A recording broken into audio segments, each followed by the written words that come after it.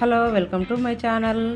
ఈరోజు మన ఛానల్లో హెల్దీ అయిన బార్లీతో పాయసం ఎలా చేయాలో చూద్దాము. ఈ పొడి రెడీగా ఉంటే నిమిషాల్లో పాయసం చేసేసుకోవచ్చు.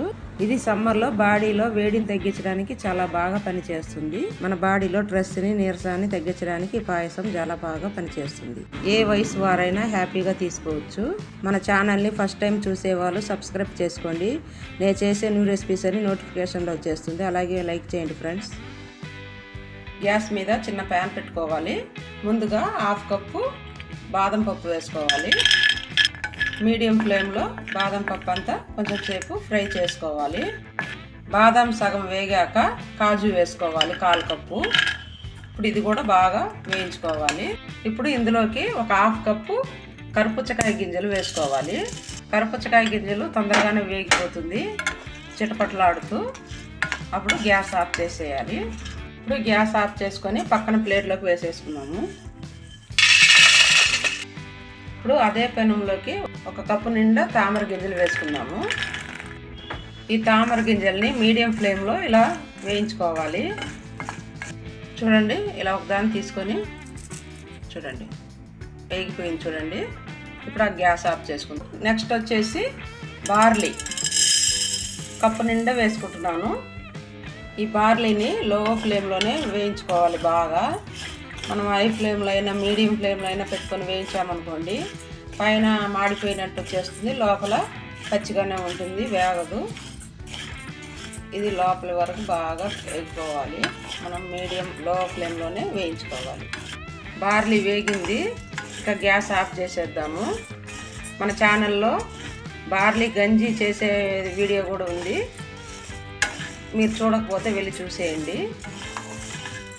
ఈ ఎండాకాలంలో బార్లీతో చాలా రెసిపీసే ఉన్నాయి. బార్లీతో దోశ, పిల్లలు గంజి లాంటివి తాగరు కదా, దోశ చేసి పెడితే దోశ తింటారు. మన ఛానల్లో దోశ కూడా ఉంది, లింక్ డిస్క్రిప్షన్లో ఇస్తాను, వెళ్ళి చూసేయండి. ఇప్పుడు గ్యాస్ ఆఫ్ చేసేద్దాము. ఎండు ఖర్జూరాన్ని ఇలా ముక్కలుగా కట్ చేసుకున్నాను. వీటిని కూడా కొంచెం సేపు ఫ్రై చేసుకోవాలి. ఈ ఎండు ఖర్జూరం ఆరోగ్యానికి చాలా మంచిది. మనం షుగర్ వేసుకోకుండా ఎండు ఖర్జూరం వేసుకొని ఇలానే చేసుకొని కూడా తినేయచ్చు.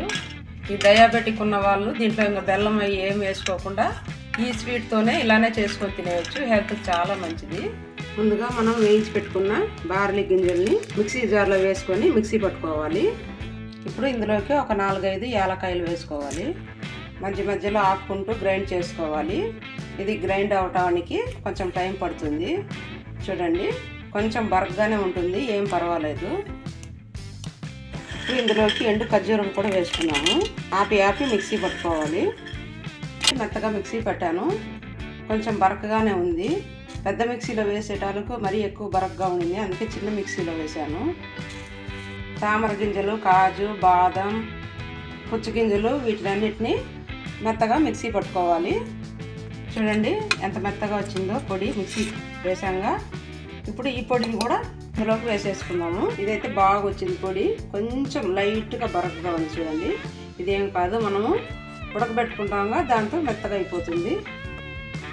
ఈ పొడిని కూడా ఇందులో వేసి కలిపేసుకున్నాము. ఈ తాల్మిన పౌడర్ గురించి తెలుసుకోవాలనుకుంటే గూగుల్లో సెర్చ్ చేసి చూడండి, మీకు ఇంకా ఎక్కువ ఇన్ఫర్మేషన్ తెలుస్తుంది.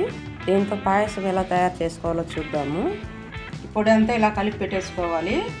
దీన్ని మనము ఇలా గాజు బాటిల్లో వేసి పెట్టుకున్నాం అనుకోండి, చాలా రోజులు 1 మంత్ వరకు బయట నిల్వ ఉంటుంది. ఫ్రిడ్జ్లో అయితే 2 నెలలు 3 నెలల దాకా అయినా బాగుంటుంది. 1 నెల దాకా దాన్ని ఉండిస్తామా, ప్రతిరోజు చేసుకొని తాగేము. గాజు బాటిల్ దీనికోసమనే తెచ్చాను. చూడండి, ఇట్లాంటి గాజు బాటిల్లో వేసి పెట్టుకున్నాం అనుకోండి, చాలా బాగుంటుంది. చూడండి ఫ్రెండ్స్, గాజు బాటిల్ నిండా ఫుల్గా నిండిపోయింది పొడి. ముందుగా తయారు చేసుకోవడానికి 2 కప్పుల పాలు వేసుకోవాలి. నెక్స్ట్ మనం పాయసం ఎలా తయారు చేసుకోవాలో చూద్దాము. మనం తయారు చేసి పెట్టుకున్న ప్రీమిక్స్ పౌడర్ ఉంది కదా, ఒక 3 స్పూన్ల దాకా తీసుకుంటున్నాను.